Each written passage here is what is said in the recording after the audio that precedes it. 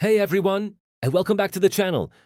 Today, we are going to do a complete brake service on this 2016 Toyota Corolla. Oh, let's get started.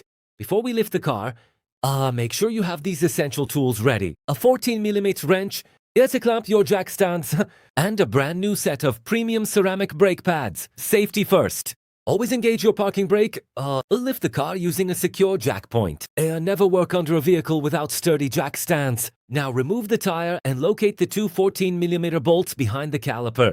Loose them up, slide the caliper off, and hang it safely so it doesn't strain the rubber brake hose. Take out the old pads and replace the rusty rotor with a clean, brand new one. Next, install your new ceramic brake pads into the clips for quiet and smooth braking. Use a C-clamp to push the caliper piston all the way back into its housing. Slide the caliper back over your new pads and torque the 14mm bolts down tight. Put the wheel back on and torque the lug nuts. Most importantly, pump your brake pedal a few times before driving. If this video helped you, hit that subscribe button. See you next time.